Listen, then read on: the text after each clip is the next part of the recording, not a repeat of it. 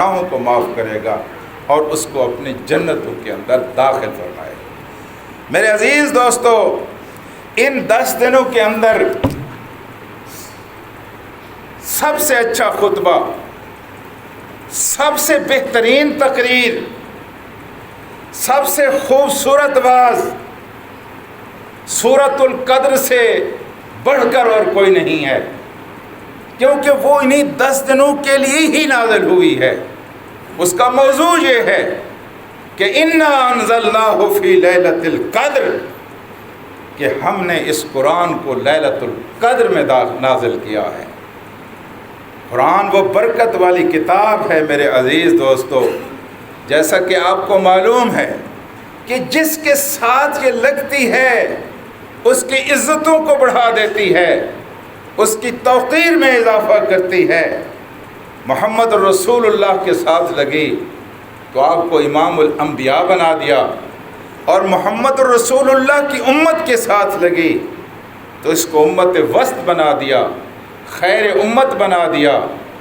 یہ قرآن اگر کسی رات میں نازل ہوتا ہے تو اس کو لیلۃ القدر بنا دیتا ہے۔ یہ قرآن کسی مہینے میں نازل ہوتا ہے تو اس کو مہینوں کا سردار رمضان بنا دیتا ہے۔ انا انزلناہ، ہم نے اس کو نازل کیا۔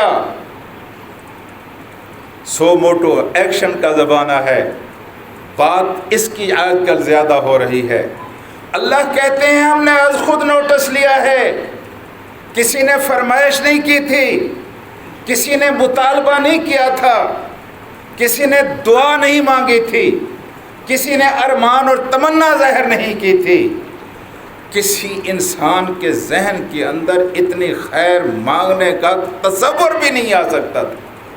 یہ ہماری مہربانی تھی، یہ ہماری رحمت تھی کہ ہم نے اتنی خیر اس کو عطا کی۔ انا انزلناہ فی لیلۃ القدر، کہ ہم نے اس کو لیلۃ القدر میں نازل کیا ہے، لیلۃ القدر میں نازل کیا ہے۔ قدر والی رات، عزت والی رات، ہم نے اس میں اس کو نازل کیا ہے۔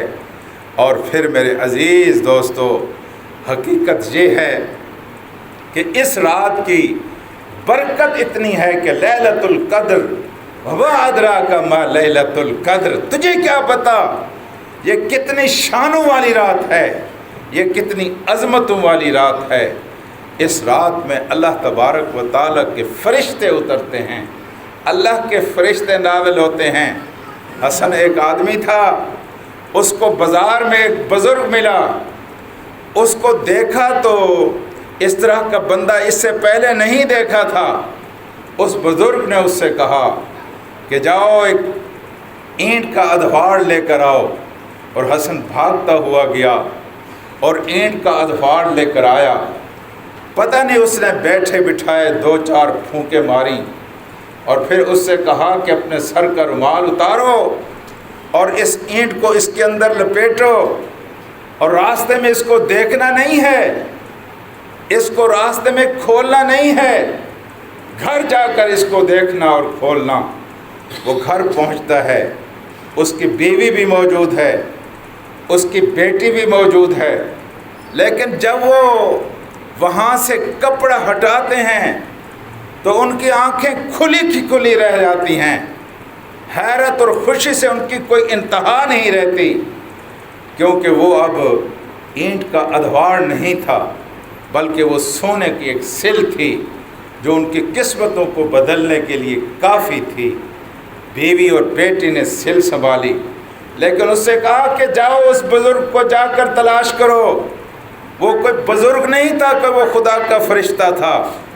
حسن بھاگتا ہوا وہاں جاتا ہے، لیکن اس کو بزرگ نہ ملے تھے، نہ انہوں نے ملنا تھا۔ یہ کہانی سچی ہے یا جھوٹی ہے؟ وہ فرشتہ تھا یا فرشتوں جیسا تھا؟ ہمیں اس سے سروکار نہیں ہے میرے عزیز دوستو۔ ایکچولی حقیقی فرشتے آپ کے گھروں کے اندر اترنے والے ہیں، سچی مچی فرشتے۔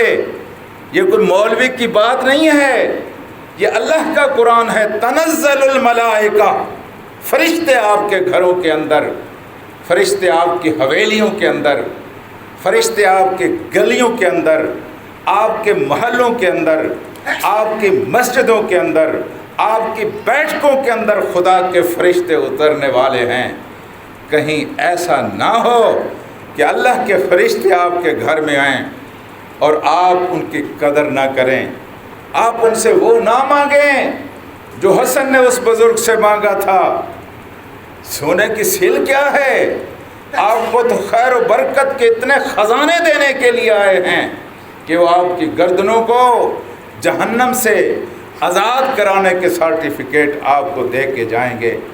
کہیں ایسا نہ ہو اللہ کے فرشتے آئیں اور آپ کسی ایسی سرگرمی میں مبتلا ہوں کہ وہ لوٹ جائیں، آپ کو کچھ دیے بغیر لوٹ جائیں، اور پھر جا کر آپ کی رپورٹ بھی کریں کہ اللہ آپ نے اپنے عطا دینے کے لیے وہاں بھیجا تھا، وہ تو اس قابل بھی نہیں تھے، ہم وہاں گئے انہوں نے ہماری قدر نہیں کی۔ میرے عزیز دوستوں اور ساتھیوں، خیر من الف شہر، وہ رات 1000 مہینوں سے بہتر ہے۔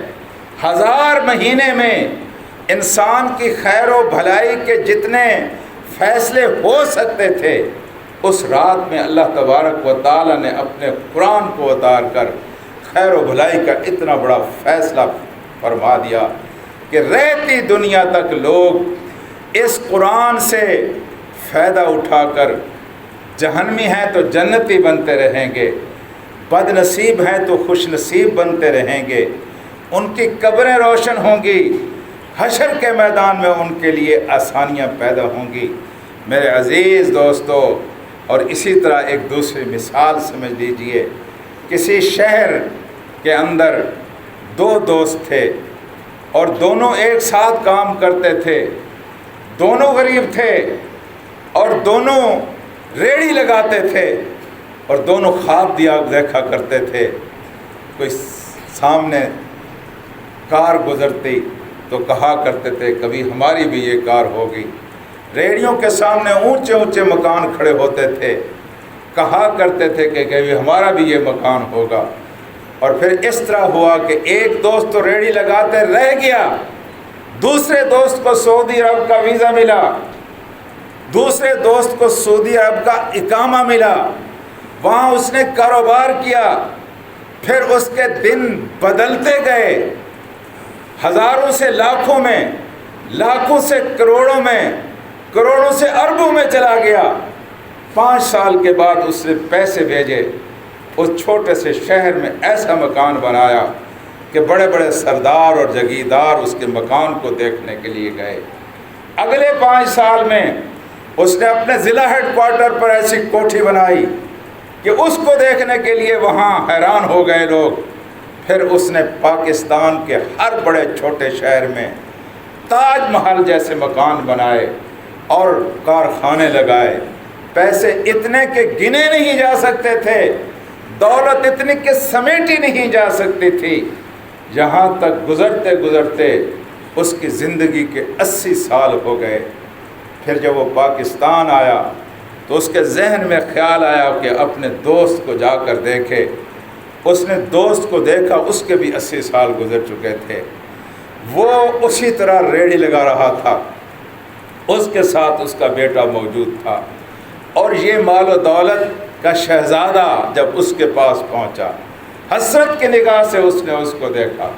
یہاں اتفاق سے پھر ایک بزرگ آتا ہے، وہ کہتا ہے سن ریڑھی لگانے والے، یہ تیرا دوست ہے، 80 سال میں جتنا اس نے کمایا ہے، 80 سال میں جتنا اس نے بنایا ہے، جتنی دولت، جتنے کارخانے، جتنی کوٹھیاں، جتنے مربے، اگر تو 12 گھنٹے، صرف 12 گھنٹے، 10 اور 2 12 ہوتے ہیں 12، صرف 12 گھنٹے محنت کرے تو جتنا کچھ اس کو ملا ہوا ہے، جتنا کچھ اس کے پاس موجود ہے، 80 سال میں جتنا اس نے کمایا ہے، اگر تو 12 گھنٹے اتنی محنت کرے تو اتنا کچھ تجھے مل جائے گا، اتنا کچھ تجھے عطا ہوگا۔ اب میں آپ سے سوال کرتا ہوں، اگر ریڑھی والے کا دماغ ٹھیک کام کر رہا ہے تو کیا وہ 12 گھنٹے نہیں لگائے گا؟ میرے عزیز دوستو، بالکل یہی بات میں آپ سے عرض کرتا ہوں، خیر من الف شہر، 1000 سال کے 84 نے محنت کی ہے، جتنی محنت کی ہے، جتنا اس نے ثواب کمایا ہے، اللہ تبارک و تعالیٰ کہتا ہے ان راتوں میں، جن راتوں کو لیلۃ القدر کی رات، طاق رات کہا جاتا ہے، آپ محنت کریں، آپ کو 84 سال جتنی محنتوں کا اجر ملنے والا ہے، ثواب ملنے والا ہے۔ میرے عزیز دوستو، اگر ہمارے دماغ ٹھیک کام کر رہے ہیں تو ہمیں اس سہولت سے فائدہ اٹھانا چاہیے، اور پھر یہ بات ذہن میں رکھیں